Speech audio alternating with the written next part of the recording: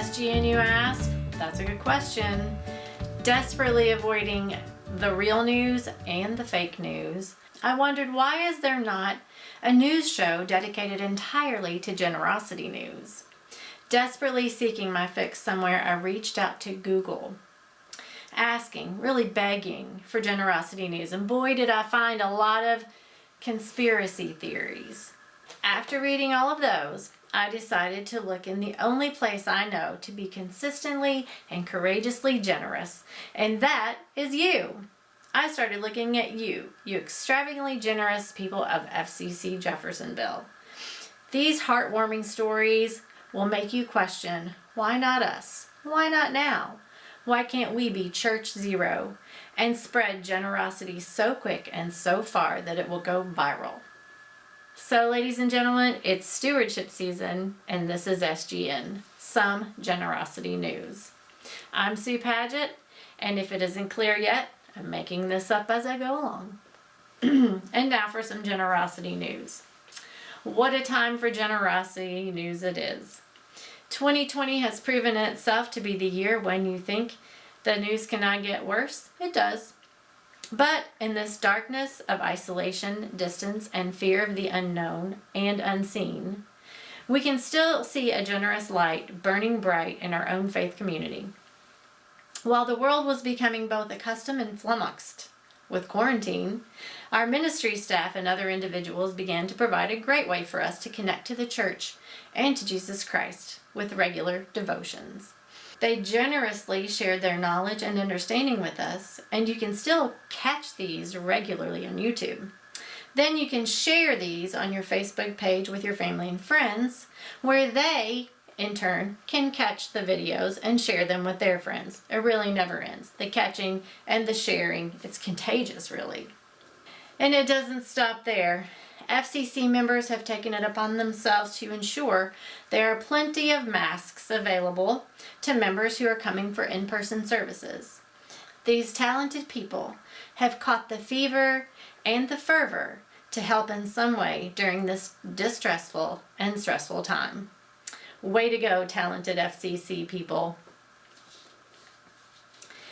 And talking about bright lights, our own Brandon Harden caught the generosity bug this year and has poured his time and energy into making FCC's online presence the best it can be.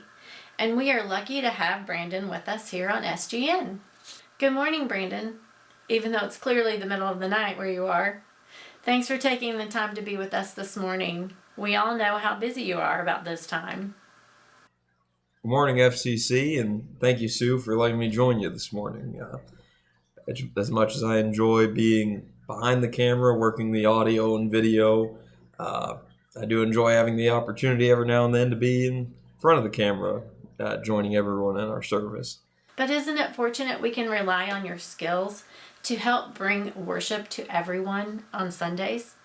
So, besides being in two places at once this morning, I found a way to take some of my skills in technology and interests in media and things like that, basically serve our congregation, stepping up our online presence, finding a way to have some of our components of our service still have that natural feel to it, even though we're not able to join in person the way we used to. Of course, this was not really a necessity until March of this year. I know that was something that Chad was really pushing to start up last year as more just something that would be nice for us to have as a church. I know that live streaming we started up in January, just kind of on a trial run. Week to week, it was something that we just thought was very cool, something that we could kind of step up here and there, add little things, and it was more just kind of a fun side project until about March 15th or so. 1 week we're having fun with it. The next middle of that week, Chad calls me and says, "Hey, do you think that's something we could rely on exclusively for the church?" And luckily it was that we had it to that level that we could use it to provide our church service for everyone. Obviously, I don't think it was in anyone's wildest imagination that we'd be doing this in this way, but as they say, necessity is the mother of invention. And I'm really just glad that we had the tools in place that we could make it happen for everyone. That we could still gather, even though it's virtual gathering instead of in person. And Brandon, your story is just one example of what can happen with stewardship, right? So talking about stewardship, and I guess the commitments that we all make in stewardship, I think it's important to always keep in mind that you can be generous with so much more than just money. That, especially at our church, that there's so many people that give so much through their time, their abilities, just a willingness to serve, that when we sit down and look at all we've been given, there is so much more than just the dollars and cents of it. And my example is with this media and our live streaming that, I can't thank Chad enough for coming to me and asking if it's something that I'd be willing to do. That's just something that I kind of dove headfirst into, just trying to develop it as much as we can. And it's just something that, well, I'm sure Amanda has felt this way when it was just the two of us putting on the church service there, being the only ones in the building, that, at least personally, I felt a lot of weight on my shoulders thinking, well, I really hope this doesn't fail. I hope it continues to work, because everyone's really relying on you then.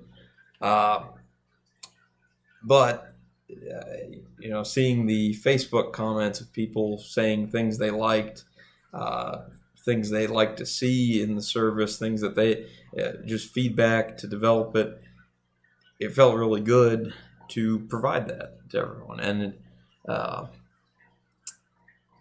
it also was just nice to be a part of that, communicating with everyone what they're seeing, hopefully developing it, hopefully stepping up our quality each and every week, just finding ways to improve it. And so that applies to everything that we do in the church. No one should discount any of their skills or abilities as trivial or something we wouldn't need.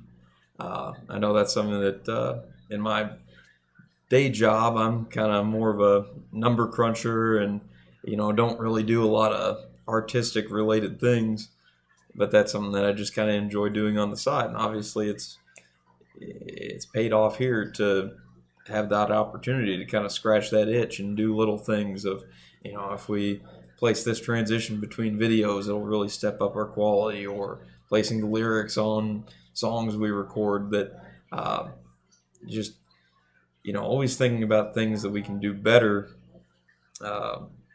really helps our church in the long run.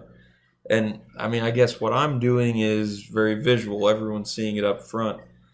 But I think we can't recognize enough just that being in a global pandemic, everything we've done as a church now has to be different. And sitting in the monthly board meetings and monthly team leader meetings, it's remarkable how much everyone is doing to still bring the services that all of our committees provide, all of our teams provide, finding ways to do it in new, innovative ways, finding ways to expand what we've done before, even though we're in very trying times. And that's something that's important to remember, that everyone can play a part in that. Everyone has some sort of talent. Everyone has some sort of time that they can give and be a part of the stuff that we're doing here. So the church isn't the only benefactor when one is generous with themselves.